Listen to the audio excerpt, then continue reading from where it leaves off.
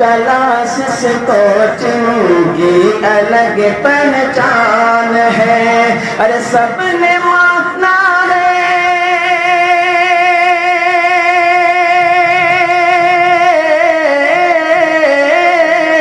ارے سب نے مانا ہے کہ یہ دربھنگہ کی شان ہے، سب نے مانا ہے کہ یہ دربھنگہ کی شان ہے، کہ یہ ادارہ ہر طرح سے خوشحال ہو آباد ہو، ایک بات کہیے آمین، کہ یہ ادارہ ہر طرح سے خوشحال ہو آباد ہو، ارے ہے یہی سب کی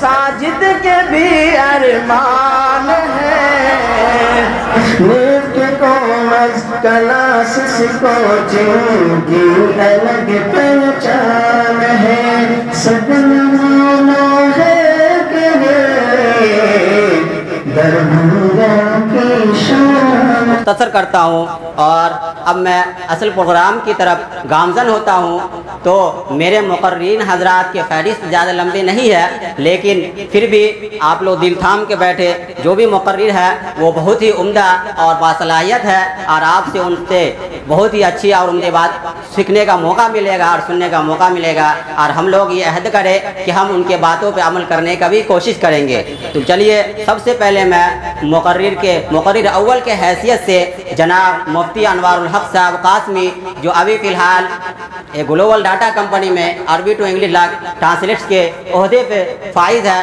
میں حضرت سے مقدمانہ درخواست کرتا ہوں کہ حضرت آئے اور اپنی بات سے ہم سامعین کو فائدہ پہنچائیں۔ بسم اللہ الرحمن الرحیم، الحمدللہ کفا وسلام علی عبادہ الذین اصطفى، اما بعد۔ میرے محترم دوستو، بات زیادہ لمبی نہیں ہے، بہت مختصر سی بات ہے، کیونکہ ابھی قرآن کریم کا ختم ہوا، ہم لوگوں نے مکمل قرآن کریم تراویح کی نماز میں سنی ہے، تو ضروری ہوتا ہے کہ قرآن کی فضیلت کے سلسلے میں چند باتیں بتائی جائیں، قرآن کی کیا تعلیمات ہیں جو ہماری زندگی میں آئیں گی، اس پر کیسے ہم عمل کریں، یہ مختصراً بیان کروں گا۔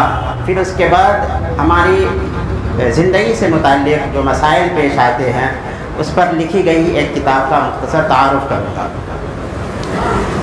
قرآن کریم کے بارے میں سب سے پہلے اللہ تبارک و تعالی، جب قرآن کریم کو ہم کھولیں گے تو سورہ فاتحہ نظر آئے گا، جس میں ایک پریمبل کے طور پر اللہ تبارک و تعالی انسانوں کو سکھاتا ہے کہ ہم کون ہیں، ہمیں سب سے پہلے اللہ کی تعریف کرنی چاہیے، پھر اس کے بعد اپنی بندگی کا اظہار کرتے ہیں، اور اس کے بعد اللہ تبارک و تعالیٰ سے ہم اپنے لیے ہدایت کی دعا مانگتے ہیں۔ جب قرآن باضابطہ طور پہ شروع ہوتا ہے تو سب سے پہلی آیت ہوتی ہے الف لام میم ذالک الکتاب لا ریب فیہ۔ اس کے اندر تین چیزوں کو بیان کیا گیا ہے۔ سب سے پہلے قرآن کی عظمت کو بیان کیا گیا ہے کہ قرآن سب سے عظیم کتاب ہے، اور اس کے بارے میں کہا گیا لا ریب فیہ، اس قرآن کے اندر کسی طریقہ کا کوئی شک نہیں ہے۔ ان سب سے پہلے اللہ تبارک و تعالیٰ نے ہمارے ذہن کو اور ہمارے دماغ کو اس بات کا قائل کیا کہ قرآن پر ہم ایمان رکھتے ہیں، اور قرآن کا اللہ کی کتاب ہونے میں کسی طریقہ کا کوئی شک نہیں ہونا چاہیے، اس لیے کہ قرآن جس سبجیکٹ کو بیان کرتا ہے، جس موضوعات پر گفتگو کرتا ہے، وہ ایسی چیزیں ہیں کہ اگر ہمارا ایمان قرآن پر نہیں ہوگا، قرآن کی حقانیت کو ہم نہیں مانیں گے، تو ان چیزوں کو ہم اپنی زندگی میں نہیں لا سکتے۔ اس لیے اللہ تبارک و تعالیٰ نے فرمایا ہدی للمتقین الذین یؤمنون بالغیب، کہ یہ ہدایت ہے قرآن کریم ان لوگوں کے لیے جو ایمان رکھتے ہیں غیب پر۔ غیب کیا چیز ہے؟ ایسی چیز جس کو ہم نے آنکھوں سے نہیں دیکھا، ہماری کانوں نے نہیں سنا ہے، ہم نے اسے محسوس نہیں کیا ہے، ہم نے اس کو دیکھا نہیں ہے، پھر بھی ہم مانگتے ہیں. کیوں؟ اس لیے کہ اللہ تبارک و تعالیٰ نے قرآن میں یہ حکم دیا ہے. قرآن میں اللہ تبارک و تعالیٰ نے تذکرہ کیا کہ مرنے کے بعد ہمارے ساتھ یہ احوال پیش آئیں گے. ان چیزوں پر ہم یقین کیوں کرتے ہیں؟ وہ اس لیے کرتے ہیں کہ اللہ نے فرمایا ہے وداؤٹ اینی ریزن. ہم لوگ جو ہیں اس پر ایمان لاتے ہیں کہ یہ صحیح بات ہے. اس لیے کہا گیا ہے کہ ایمان وہ معتبر ہے جو غیب پر ایمان ہو. حضور صلی اللہ علیہ وسلم جب دنیا میں تشریف لائے تو اس وقت ایسا ہو سکتا تھا، آپ سے کہا بھی گیا کہ اگر آپ چاہیں تو ہم ان کے سامنے بہت سی چیزوں کو ظاہر کر دیں. پرانی قوموں پر اللہ تبارک و تعالیٰ نے غیب کی بہت ساری چیزوں کو کھول دیا تھا. ان کے سامنے جنت بھی دکھایا گیا تھا، جہنم بھی، ان کے اوپر عذاب بھی آیا تھا. لیکن اللہ تبارک و تعالیٰ نے اس امت پہ عذاب کی شکل جو ایک ویژول طور پہ ہوتا ہے وہ نہیں دیا. کیوں؟ اس لیے کہ جو ایمان مطلوب ہے وہ ایمان غیب مطلوب ہے. ایسا ایمان مطلوب ہے جو ایمان بغیر دیکھے ہوئے وداؤٹ اینی جیسا ہم اس کو مان لیں. تو قرآن یہ سب سے عظیم کتاب ہے اور اس کے بارے میں کہا گیا کہ اس میں شک نہیں ہونا چاہیے. اور اگر کسی کو شک ہے تو قرآن جیسی کوئی کتاب لا کر کے پیش کر دے. قرآن جس سوسائٹی میں نازل ہوا، جس معاشرے میں نازل ہوا، جن لوگوں کے درمیان نازل ہوا، وہ لوگ عربی زبان کے فصیح لوگ تھے، لٹریچر کے ماہر تھے. ان کا کام ہی صرف لٹریچر جاننا تھا، لکھنا تھا، پوئٹری کرنا تھا. تو قرآن نے ان لوگوں کو چیلنج کیا کہ اگر تم یہ سمجھتے ہو کہ جو ہم نے قرآن نازل کیا ہے اس میں تم کو کوئی شک ہے تو تم اس جیسی کوئی ایک صورت لا کر کے پیش کر دو. پوری دنیا آج تک کوئی ایک سورہ نہ زبان کے اعتبار سے، لٹریچر کے اعتبار سے، نہ میننگ کے اعتبار سے قرآن جیسا کوئی ایک آیت پیش نہیں کر سکی. اس کی وجہ یہ ہے کہ قرآن اللہ کی طرف سے نازل کیا گیا ہے. جب قرآن اللہ نے نازل کیا تو اس کی وجہ کیا ہے؟ اس کی وجہ یہ ہے ہدی للمتقین. یہ قرآن ہدایت کی چیز ہے. ہدایت کیسے ہوگی؟ ہدایت اس طور سے ہوگی کہ ہم قرآن کو پڑھیں گے، ہم قرآن کو سمجھیں گے. قرآن میں اللہ نے کیا احکامات ہمارے نازل کیے ہیں ان چیزوں کو ہم اپنی زندگی میں لائیں گے. ایک سمپل سوال یہ آتا ہے کہ قرآن کا سبجیکٹ کیا ہے؟ ہر بک کی ایک سبجیکٹ ہوتی ہے، ہر ایک کتاب کا ایک موضوع ہوتا ہے جس پہ وہ بحث کرتا ہے. قرآن کا سبجیکٹ کیا ہے؟ مفسرین نے قرآن کے بارے میں لکھا ہے کہ قرآن ایک اللہ تبارک تعالیٰ کی ایسی کتاب ہے جو انسانی زندگی کے لیے رہنما ہے. دس از اے وے آف لائف. کہ مطلب انسان رہتی دنیا تک آنے والے لوگ زندگی کیسے گزارے. اس لیے قرآن نارملی 5 سبجیکٹ پہ بحث کرتا ہے. سب سے پہلے قرآن جو ہے احکام کی آیتوں پہ بحث کرتا ہے.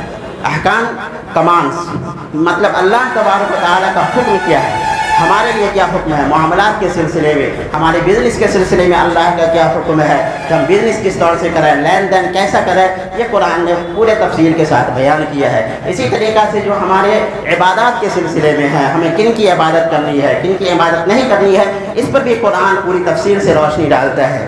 اسی طریقہ سے قرآن نے احکامات نازل کیے. ہمارا جو سول سوسائٹی ہے، لا اینڈ آرڈر ہے، اس کے سلسلے میں بھی قرآن ہمارے سے باتیں کرتا ہے کہ دیکھنا تم چوری مت کرنا، اس سے سوسائٹی خراب ہوگی. اگر خبردار کسی نے چوری کی تو اس کو سزا دی جائے گی.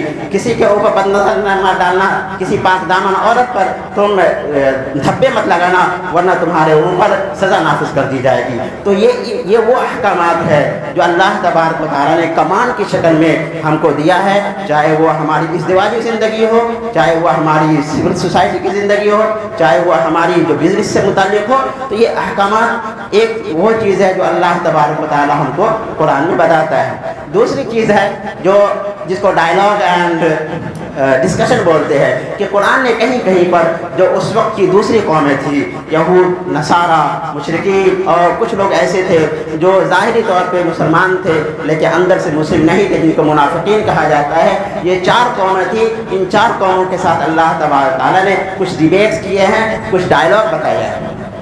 कहीं पर अल्लाह तबारक व तआला ने फरमाया कि ऐ वो लोग जिन पर कुरान नाजिल किया गया, आओ ऐसी चीज़ पर बहस करते हैं जो हमारे और तुम्हारे बीच में कॉमन है। कॉमन क्या है? हम भी मानते हैं कि अल्लाह एक है, तुम भी मानते हो अल्लाह एक है, हम भी मानते हैं कि अल्लाह के साथ किसी को शरीक नहीं ठहराना है, तुम भी मानते हो अल्लाह के साथ किसी को शरीक नहीं ठहराना है। तो ये डायलॉग की शक्ल भी कुरान कहीं कहीं पर इख्तियार करता है।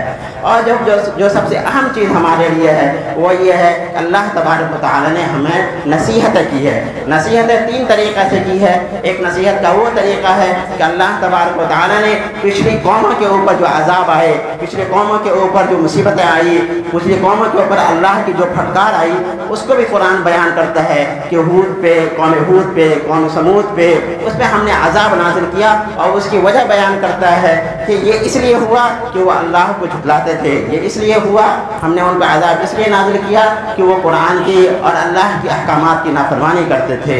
तो कुरान कभी जो पिछली कौमें हैं उनके हालात को भी बयान करता है। फिर कुरान आम तौर से हमसे बयान करता है कि हमने तुम्हारे ऊपर क्या क्या एहसानात किए, तुम्हारी ज़िंदगी को गुजारने की क्या क्या चीज़ें बताई। और आखिर में कुरान ये भी बयान करता है कि दुनिया में रहते हैं, अच्छे अमल करना है, और मरने के बाद जो है हमें इस सिलसिले में पूछा जाएगा। मौत के सिलसिले में कुछ अहवाल बयान करता है, माँ बादल मौत के बाद भी कुछ चीज़ों का कुरान बयान करता है। तो ये जब हम कुरान पढ़ते हैं, कुरान हमसे तकाजा करता है कि हम कुरान को पढ़ें, पढ़ने के बाद कुरान के मीनिंग को समझें और कुरान के अंदर देखें कि कुरान हमसे क्या चाहता है और हमें अपनी ज़िंदगी को कैसे बेहतर बनानी है। और मामलात कैसे, जो मैंने सबसे पहले नंबर पे कहा, अहकामात बहुत सारी चीज़ें आती है। सबसे अहम चीज़ जो है वो हमारी ज़िंदगी में अल्लाह तबारक व तआला का हुक्म है कि हम नमाज को कायम करें। अल्लज़ीना युक़ीमून अस्सलाह, जो सबसे पहली आयत है, दूसरी आयत है, उसमें यही बयान किया गया है। तो कुरान हिदायत है मुत्तक़ियों के लिए, उन लोगों के लिए जो नमाज को कायम करते हैं। नमाज एक ऐसी इबादत है जिसके बारे में सबसे पहले पूछी जाएगी, जिसके बारे में कुरान ने, हदीस ने काफ़ी तफसील से मसाइल को बयान किए हैं। और इन्हीं मसाइल की एक कड़ी जो है वो एक किताब है मसाइल मुस्तक़ीमा। मसाइल मुस्तक़ीमा एक छोटी सी किताब है। इसमें जो इस्लाम में बहुत सारे मसाइल है, बहुत सारे मसाइल है, अगर उनको किसी एक जगह जमा किया जाए तो ये नामुमकिन है। बेशुमार लाखों की तादाद में मसाइल है। लेकिन हमारी ज़िंदगी में, एक आम आदमी की ज़िंदगी में, रोज़मर्रा डेली लाइफ में क्या क्या चीज़ें सामने हो सकती है, क्या क्या मसाइल पेश आ सकते हैं, उन चीज़ों को एक मुख्तसर सी किताब में बहुत अच्छे अंदाज में पेश किया गया है, जो मसाइल मुस्तक़ीमा है, जिसका अभी रस्म इजरा होगा। मैंने इस किताब को क्या बेशतर हिस्सा मैंने पढ़ा है। इस किताब के अंदर जो सबसे ख़ास बात यह है कि उन मसाइल को नहीं रखा गया है जिस मसाइल से डायरेक्ट हमारा वास्ता नहीं पड़ता है। उन मसाइल को रखा गया है जिन मसाइल से डे टू डे लाइफ में, मतलब हमारा जो डेली रूटीन है और नमाज के जो मसाइल है ख़ास तौर से, उन मसाइल को बहुत ही सलीस और बहुत ही आसान ज़ुबान में जमा किया गया है। इंशाअल्लाह इस किताब को देखेंगे तो बहुत फ़ायदा होगा। तो बहरहाल इन तमाम बातों का खुलासा ये है कि रमज़ान का ताल्लुक़ कुरान करीम से बहुत गहरा है।